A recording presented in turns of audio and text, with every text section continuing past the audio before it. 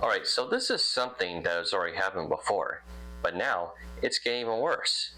If you remember, when the PlayStation 5 first came out, you had two options. You had a standard version for $500 and a digital version for $400.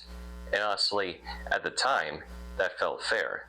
You had a choice depending on what kind of gamer you are. Me personally, I've always recommended the standard version just because you can do both. You can play physical games and digital games. You're not locked into one option, so it just makes more sense long term.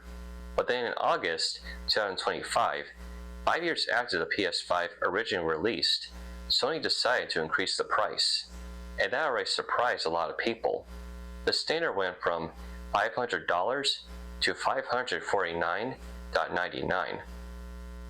The digital went from $400 to $499.99. That alone was already a big jump, especially for the digital version going up by $100, and it didn't stop there. The PlayStation 5 Pro, which originally launched at $700, got bumped up to $749.99. So at that point, people were already frustrated because it's not something you usually see. Consoles going up in price years after release instead of going down. But now, it's happening again. Starting April 2nd, Sony is increasing the prices again, not just on the consoles, but also on the PlayStation Portal. And this is the second price increase in less than a year. That's crazy. Now, Sony did come out with a statement saying, with continued pressures in the global economic landscape, we've made the decision to increase the prices to ensure we can continue delivering innovative, high-quality gaming experiences. And look, I get it. Things are getting more expensive everywhere. But at the same time, this still feels like too much, especially for gamers. So here are the new prices in the United States.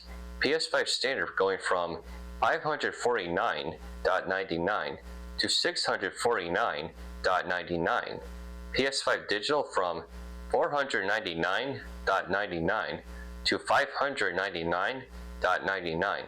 PS5 Pro from $749.99 to $899.99. $899.99? That is basically $900 for a console. That's not even including tax. So at that point, you're getting really close to spending $1,000 just to play games. And that's just the US.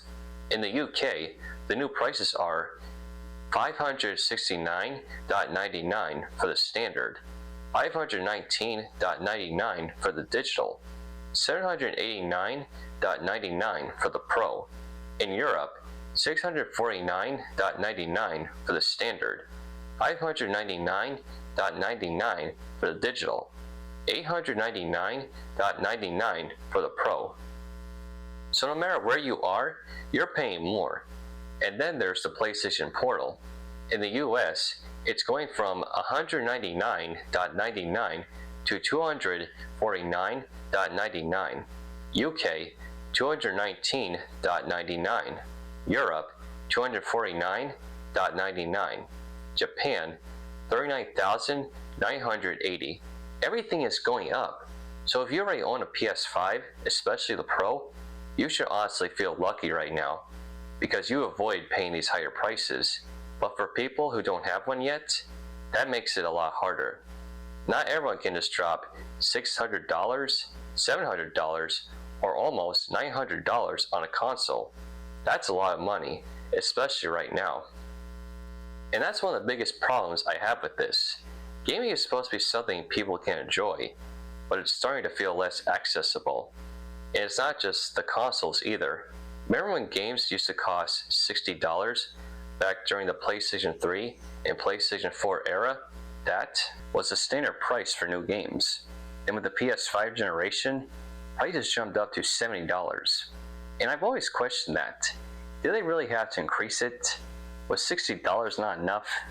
Because when you combine $70 games with a console that's now close to $900, that adds up fast. Personally, I think games should be cheaper at launch, like $40 or $30 would make way more sense, especially for people who don't have a lot of money.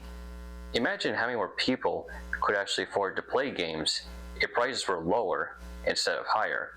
But instead, everything is going in the opposite direction. Higher console prices, higher game prices.